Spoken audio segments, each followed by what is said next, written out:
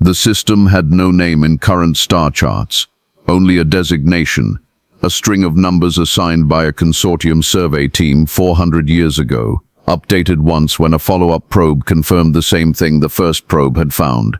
Ruins, cold stone, dead orbits, the remnants of something that had once been significant and was no longer anything at all. The notation at the bottom of the survey file read, "Dormant, passive debris field, navigation hazard rating low." No one had thought to look more carefully. No one had asked what the ruins had once been built to protect. The consortium medical carrier vessel Undying Patience entered the system at 0.3 light speed on a resupply route that had been approved, filed and rubber-stamped by 3 separate consortium administrative bodies. Elder pilot Savaleth had flown this corridor twice before. The system was a convenient shortcut, shaving 11 hours off a transit that his medical cargo made urgent. 314 patients in the ship's lower wards, patients who could not wait 11 hours, patients for whom every hour was a calculation against survival. Savaleth was Orindali. His kind lived long and moved slowly through decisions, preferring the weight of consensus to the speed of unilateral action. He had captained medical convoys for 60 years. In 60 years, nothing had ever gone wrong that was not eventually smoothed over by careful discussion and mutual agreement. He would later say that the first thing he noticed was a sound. Not a sound exactly. The ship was in vacuum, and sound meant something different in space than it did planetside. But there was a frequency, a vibration in the hull that his instruments did not immediately classify. It came from ahead, from the direction of the ruins. "Run a passive scan on the anomaly," he told his sensor officer. The results came back in 6 seconds. The ruins were not as dormant as the survey file suggested. 43 kilometers ahead of the Undying Patience, something was waking up. The process was not dramatic. There were no lights, no alarms, no grand activation sequence. What happened instead was this: a series of dormant power cells, buried in the wreckage of a structure that had once been a defensive platform, began drawing charge from the ambient radiation of the system's star. The process had been repeating on a long cycle, dormant charging for 800 years. What was different today was that the sensors attached to those power cells had finally detected something worth reporting. Something warm had entered the system, something that matched the heat profile of a ship. The Karath lattice, because that was what it was, though no one aboard the Undying Patience knew the name yet, did not think, it did not feel. It did not consider context or intent, or the 800 years that had passed since the last time it had been given an order. It simply executed its final directive: protect the system, repel intruders, await further instruction. The first drones emerged from the debris field without sound, without light, and without warning.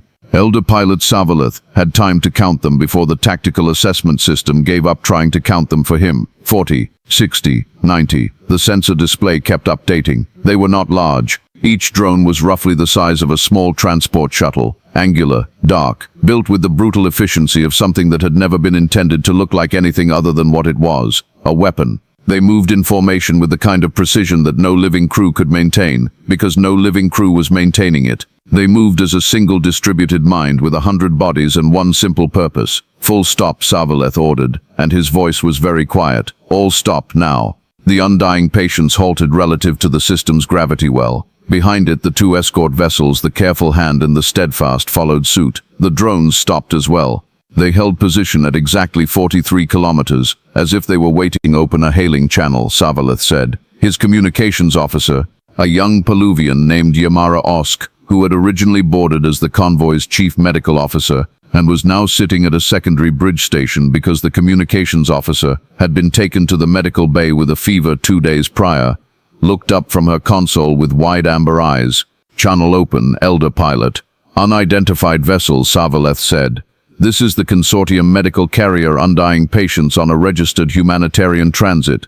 We are unarmed. We carry the sick and injured. We request peaceful passage." The drones did not respond. 43 kilometers. Holding. "Try the standard consortium diplomatic frequency," Savaleth said. "Silence. Try the emergency broadcast band." Silence. Dr. Yamara Osku, who had the particular gift of her species for reading rooms, for understanding the emotional texture of a situation before the facts had fully assembled themselves, turned back to her console and began composing a distress signal. She did not wait to be asked.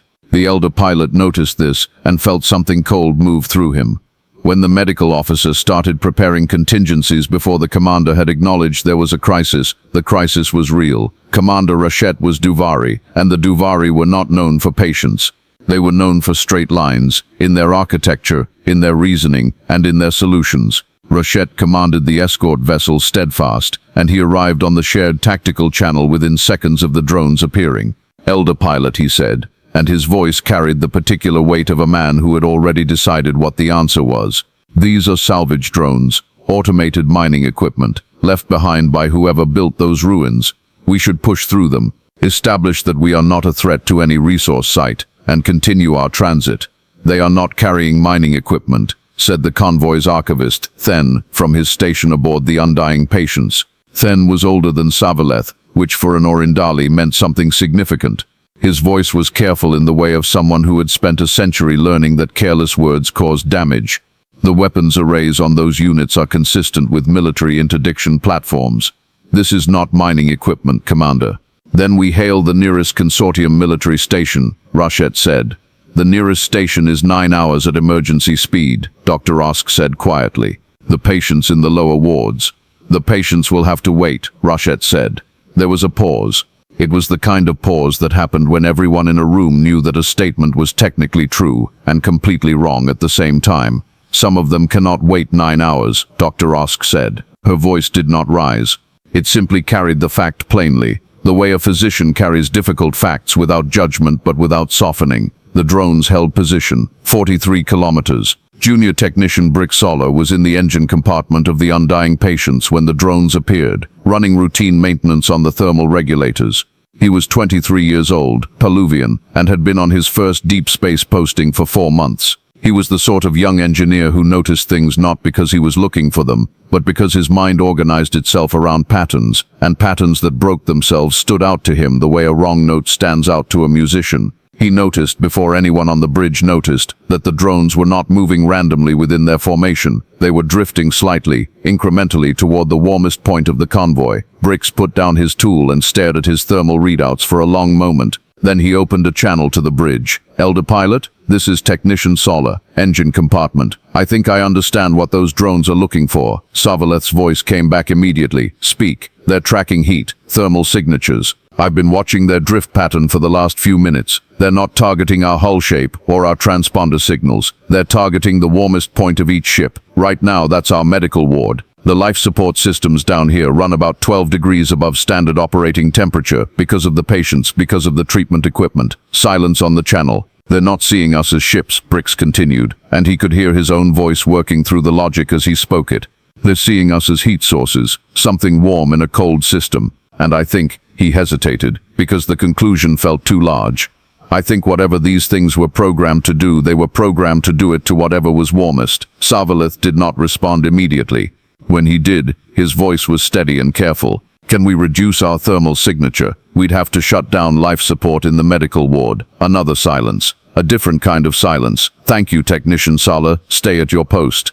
Brix sat down on the floor of the engine compartment with his back against a conduit that was slightly too warm, and he waited, and he tried not to think about the patients one deck below him. Archivist Then had been searching the historical database for 11 minutes when he found the reference. It was buried in a secondary archive, a supplementary file attached to a diplomatic report from 8 centuries ago, tagged as historical curiosity by whoever had processed it, and never followed up on. The Karath, a civilization that had inhabited this region of space for approximately 6,000 years before a prolonged and catastrophic war with a neighboring empire had ended them. Not defeated them, ended them. The last Karath city had been destroyed 812 years ago. There were no survivors. The historical record on them was sparse, patchy, and assembled largely from what other species had observed from a careful distance. What then found in the supplementary file was a description. In the final years of the Karath War, they had constructed an automated defense network, distributed, self-maintaining, powered by stellar radiation. It was designed to protect their home system from further incursion, while they attempted to negotiate a ceasefire with the empire that was destroying them. The network was called, in the closest translation the consortium linguistic systems could produce, the lattice of the patient watch. The Karath had called it patient because it was designed to wait, to hold a perimeter indefinitely, to respond to any intrusion with controlled escalating force.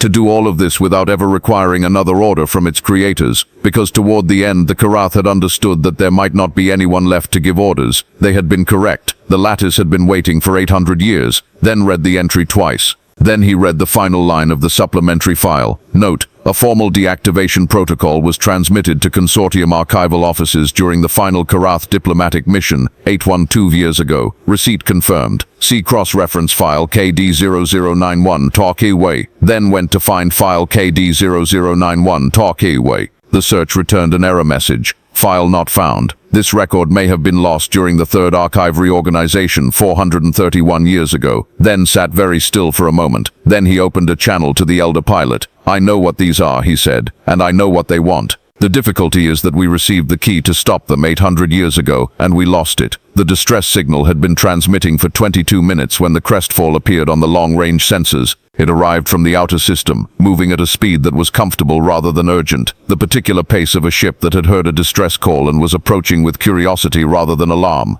Because a salvager approaching an unknown situation at full speed was a salvager who didn't understand that unknown situations sometimes became very bad very quickly. The crestfall was not impressive to look at. It was a working vessel, the kind of ship that showed its history in its hull. Patch repairs over old patch repairs. A sensor array that was newer than the ship around it, suggesting that someone had prioritized function over aesthetics. Cargo hooks that were folded neatly in their brackets. It registered as a registered independent salvage vessel out of a human frontier station owner-operated. Its captain opened a channel before anyone on the convoy thought to hail her. Consortium convoy, this is Captain Mara Voss of the salvage vessel Crestfall. I picked up your distress signal. Preliminary scans are showing me a significant number of active drone units in your vicinity. Can anyone tell me what I'm looking at? Elder Pilot Savaleth answered before Commander Rashett could. Captain Voss, this is Elder Pilot Savaleth. We have identified these units as components of a Karath automated defense network, the Lattice. They are approximately 800 years old. They are currently holding position but appear to be tracking our thermal output. We have no means of communicating with them and no deactivation protocol. A pause. Then Voss said, the Karath Lattice. It was not a question. You know of it. Savaleth asked. I know what it is, Voss said. I didn't know there was still an active one. How many nodes in the formation? Our count is currently 112. Another pause. Longer this time. All right, Voss said. Don't move. Don't power up any weapon systems. And whatever you do, don't let your thermal output spike. No sudden power surges. No emergency burns. Keep everything even and steady. Commander Rashett's voice cut across the channel. Human, your vessel is a salvage freighter. You have no military capacity and no consortium authorization to operate in this situation. I am ordering you to withdraw to a safe distance and wait for proper military response. There was a silence. When Voss spoke again, her voice was even, not confrontational, not apologetic, simply factual, the way someone states the temperature outside. Commander, with respect, a consortium military response is 9 hours away. The Lattice operates on a thermal trigger escalation pattern, which means that if your convoy's heat signature rises above the threshold you're currently sitting at, those drones will move from a holding pattern to an active engagement pattern. In about 3 hours your medical ward equipment is going to cycle through its standard maintenance sequence and spike your thermal output by approximately 15%. Silence. So you have about 3 hours before those drones stop waiting and start doing what they were built to do. I am the only resource currently in this system that has any useful knowledge about how to address this situation. You are welcome to order me away, Commander. But I would suggest you ask yourself what you would like to tell the patients in that medical ward about why the one person who might have helped them was sent away because she didn't have the right paperwork. Rashett did not respond. Savaleth said, Captain Voss, please explain what you know. Mara Voss had been 14 years old when the last of Earth's own autonomous defense networks had been deactivated. She had not known what it was at the time, had only known that her mother came home late from work that night, and when Mara had asked why, her mother had said, we shut down the last one today. And when Mara had pressed for details, her mother had said, an old machine. We built it a long time ago when we were afraid. And then the thing we were afraid of was gone, but the machine didn't know that. It just kept doing its job. Her mother had worked in orbital infrastructure, specifically in the department that maintained and decommissioned the remnant systems from Earth's consolidation wars, a period of history that most humans preferred to reference obliquely, as one references a scar rather than a wound. Earth had built extraordinary things during those wars, weapons that could operate without oversight, systems that were given directives and then left to fulfill them, because there had been periods when no one trusted that there would be humans left to give further orders. They had been right to be afraid. There had been periods when there were almost no humans left, The machines had survived those periods. The machines had kept doing their jobs. The last one had been doing its job in a storage orbit around Europa, when a routine maintenance crew had stumbled into its active zone and triggered its threat assessment protocols.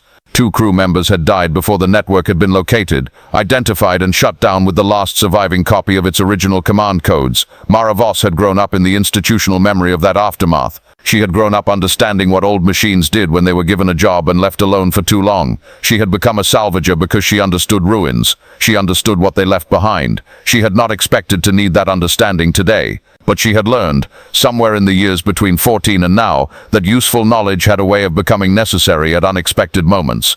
The Karath lattice operated on a 3-phase protocol, Voss explained over the shared tactical channel, her voice carrying the particular calm of someone walking through a problem they have already partially solved.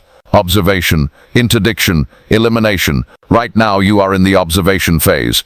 The drones have detected you, assessed you as a potential threat, and are holding while they wait for additional data.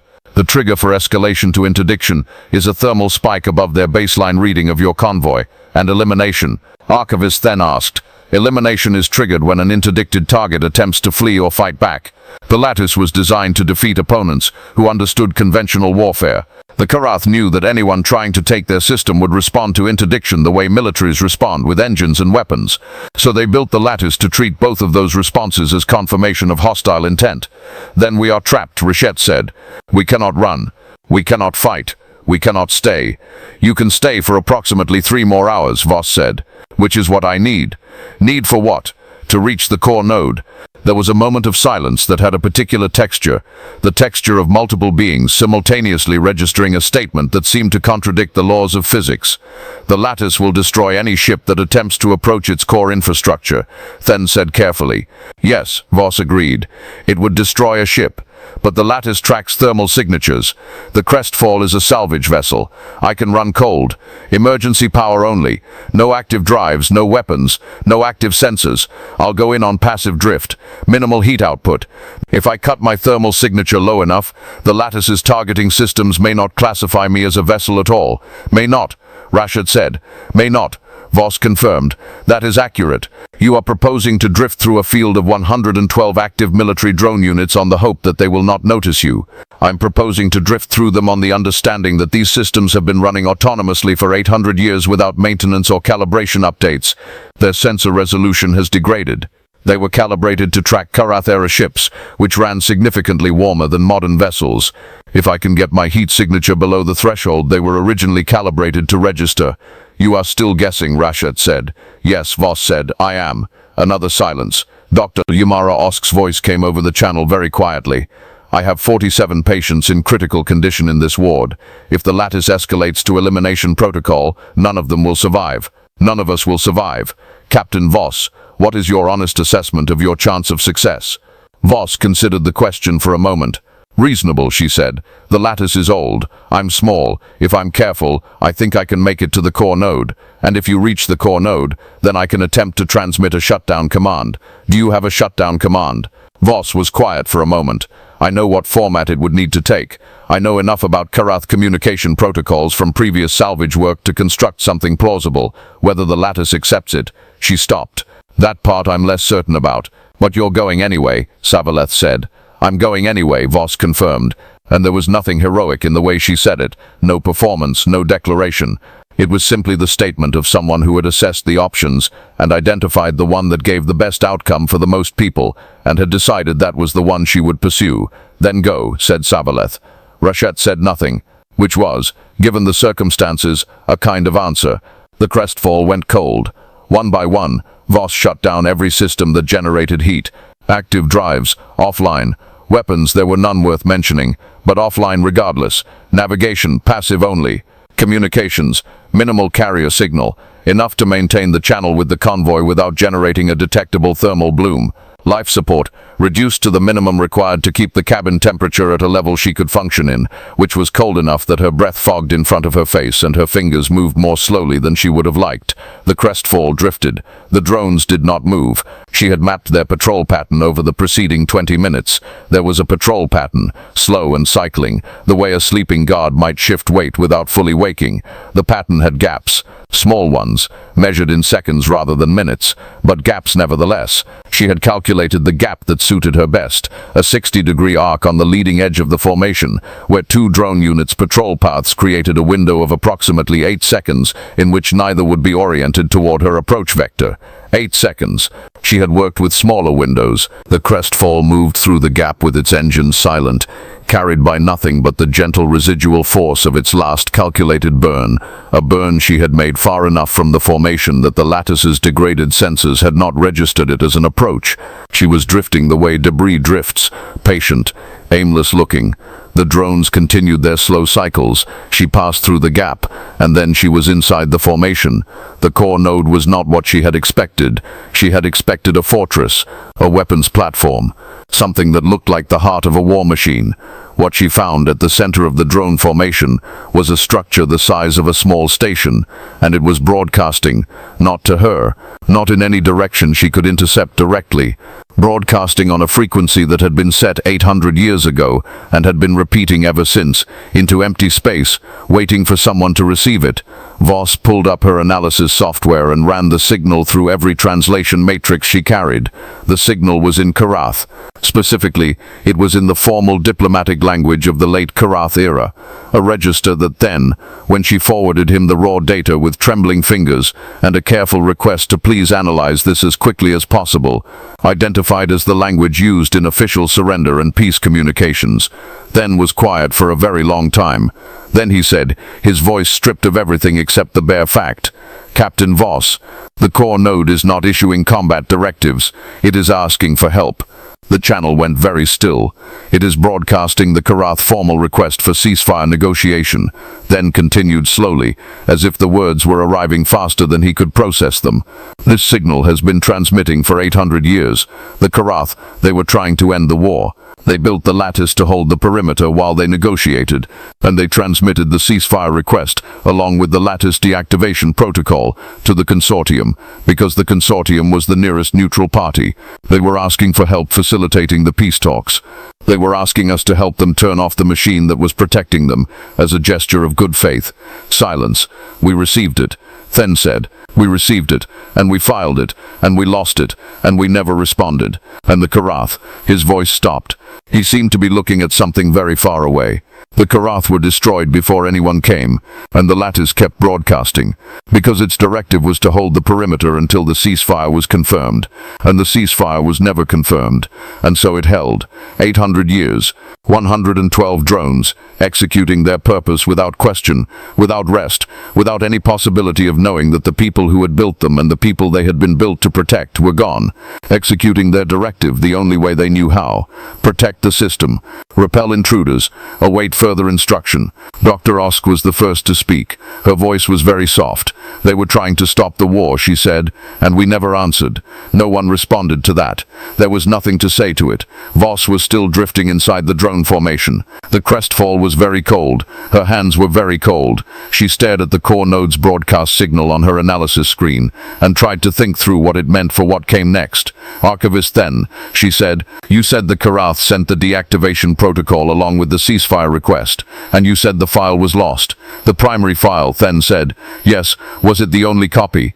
A pause. "The third archive reorganization was 431 years ago," Then said, and she could hear him moving through his databases in real time. It consolidated records from 7 regional archive centers into a single unified system. In the process, his voice tightened. Some records were classified as duplicate or redundant and compressed into backup storage tiers. The active index was updated. The backup storage was not. Then, "I am looking." The sound of someone moving very quickly through very old files. The Karath diplomatic mission had 3 attachés. Each would have submitted a separate report to a different regional archive. "We have the primary report, missing the attachment. If the backups contain the secondary or tertiary reports." He stopped. Then, Savaleth said, "I have it." Then said. His voice was entirely flat. The flatness of someone who is holding themselves very carefully together in order to continue being useful. "I have the secondary report. It includes the full attachment. The deactivation protocol." A pause. It is a 7-digit command sequence in standard Karath communications protocol, followed by a formal acknowledgement of receipt. It was designed to be transmitted by the neutral party by us, as confirmation that the ceasefire request had been received, and that a negotiating party was en route. Another pause. We were supposed to tell them we were coming, Then said. And we never did.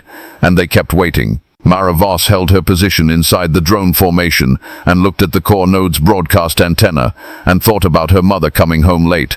We shut down the last one today. An old machine. We built it a long time ago when we were afraid. Her people had built machines exactly like this one, given them a job and left them to do it because there might not be anyone left to give further orders. Humans understood this, not from research, not from historical documents, but from the deep cellular memory of a species that had designed redundancy into everything it built, because the capacity for anticipating worst-case scenarios was one of the reasons they had survived long enough to get off their planet. You built the machine, you gave it the job, and then if things went badly enough you were gone, and the machine kept going. And if things went well, eventually someone had to come back and say, you can stop now. The thing you were protecting us from is over. You can rest. Nobody had come back for the Karath lattice until today. Elder Pilot Sarvalith Voss said, I need you to transmit the deactivation protocol.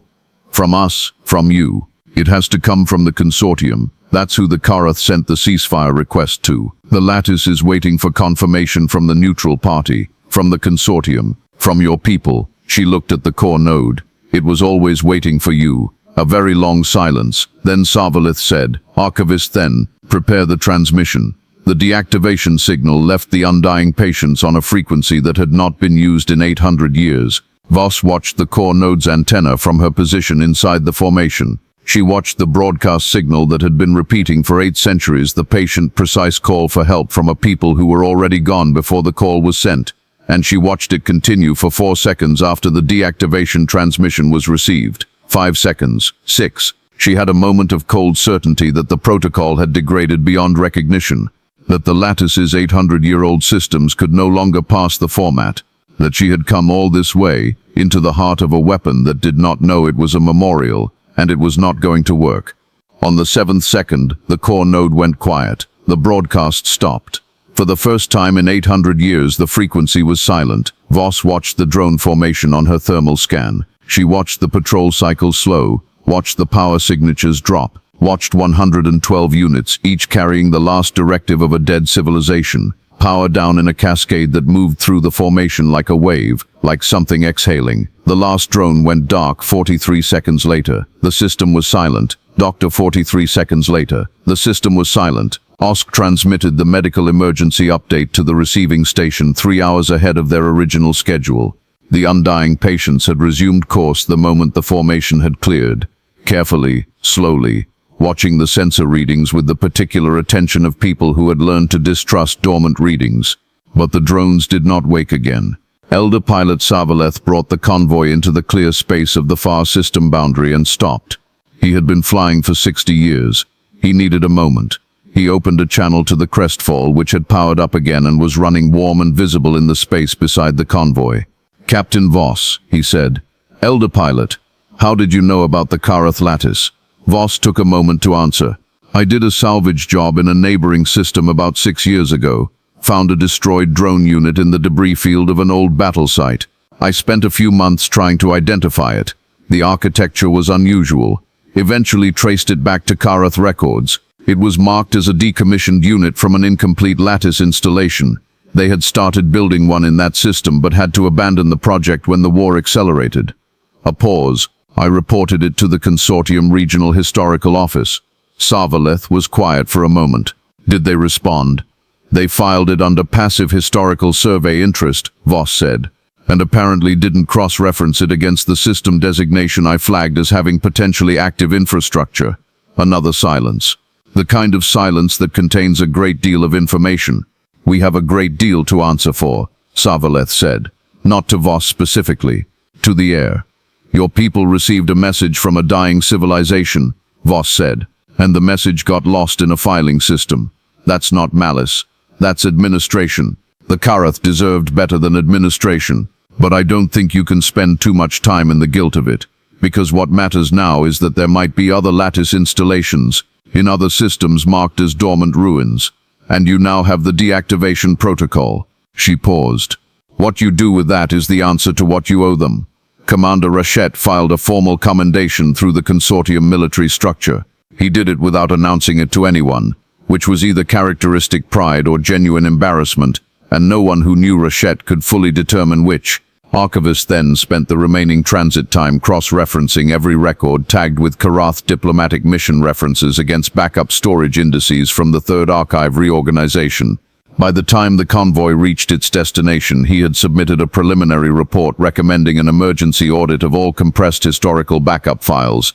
The report was 417 pages long. He had wanted to make it longer, but the elder pilot had suggested he stop while it was still readable.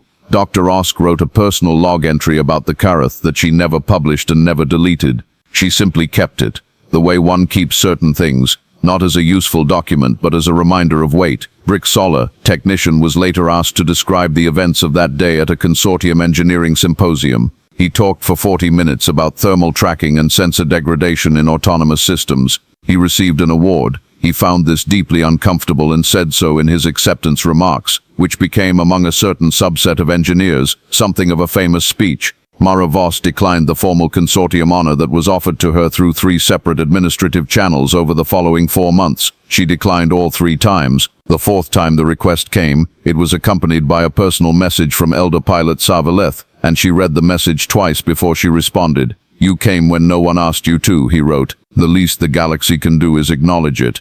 "The galaxy can acknowledge it without attaching my name to a ceremony," she wrote back. "I did what was in front of me. Anyone who knew what I knew would have done the same." Savaleth did not argue this, because he respected her enough not to lie to her.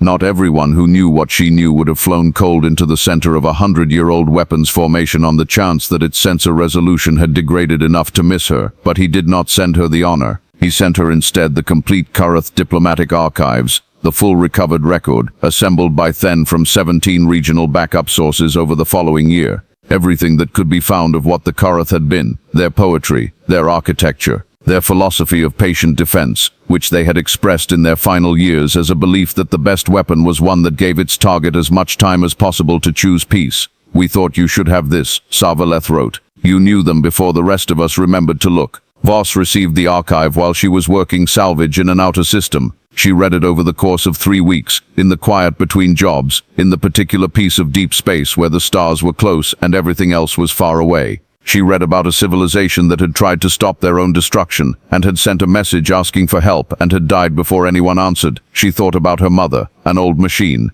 "We built it a long time ago when we were afraid. And then the thing we were afraid of was gone, but the machine didn't know that. It just kept doing its job." The machine had kept doing its job for 800 years. And somewhere in its programming, in the strange patient logic of a system designed to wait as long as necessary, it had also kept broadcasting, kept asking, kept hoping that someone would eventually hear and answer. The Karath had been gone for 8 centuries, but their question had still been answered. Voss filed a note in her navigation system, a flag on a cluster of systems in the outer consortium border region, systems marked as dormant ruins, low hazard and never followed up on. She had a feeling there were more lattice installations out there, old machines doing their jobs, old questions still broadcasting into the dark. She had time. She would look. The story that spread through the consortium's shipping lanes in the months after the incident was not entirely accurate, as stories rarely are. It grew in the telling, became something larger than the facts, took on the shape of myth rather than incident report, but the core of it remained true, the way cores tend to remain true even as the surface shifts and changes. A small human ship had gone into a field of war machines, where no rational being would go, had gone cold and quiet and alone into a 100-year-old weapon's beating heart, and had spoken to it in the language of the people who had built it, and had told it something it had been waiting 800 years to hear. "We received your message. Help is here. You can stop now." And the machine had stopped. The consortium passed 3 pieces of legislation in the following year. One established a mandatory cross-reference protocol for all active salvage reports against historical infrastructure databases. One created a new archival position, the Office of Dormant System Review, specifically tasked with auditing systems marked as passive historical sites. And one, the smallest of the 3, and the one that generated the least public discussion, but that then considered the most important, formally acknowledged the Karath ceasefire request. 800 years late. Receipt confirmed. The document read, "Parties in transit. Please stand by." It was a formality. The Karath were gone. No one would receive it. But then argued, and the consortium eventually agreed, that it mattered anyway, that some acknowledgements were not for the recipient, that some things deserved to be said even when saying them changed nothing, except the character of the one saying them. Somewhere in the outer systems, in the space between mapped and unmapped territory, the Crestfall flew its quiet routes. It was an unremarkable-looking vessel, grey hull, patch repairs over old patch repairs, a sensor array newer than the ship around it. It carried salvage equipment. It carried the complete Karath diplomatic archives in a secondary storage system. It carried one human who had grown up understanding what old machines did when they were given a job and left alone for too long. It was not a warship. It had never been a warship, but the galaxy was learning, slowly, that the categories it had built for things, peaceful and violent, warrior and civilian, strong and weak, did not quite account for what a human was when a human decided to show up. Not all of them carried weapons. Some of them carried the patience to understand what an old machine was actually asking for. Some of them heard the broadcasting distress of something forgotten and went toward it rather than away. Some of them were the kind of person who showed up. The Crestfall flew on. The stars moved past. In the deep archive of the Karath records, a civilization long turned to silence, waited to be read and understood, and remembered by someone who had earned the right to carry their story forward. The lattice had done its job. It had protected the system long enough for someone to finally arrive. It had just taken 800 years. Some things are worth waiting for. If you'd like to see more stories about the quiet ones, the salvagers, the archivists, the people who show up, consider leaving a like and subscribing. The next story asks a different question entirely. What happens when a human colony sends a distress signal, and the species that receives it cannot understand why anyone would come back for people they have never met?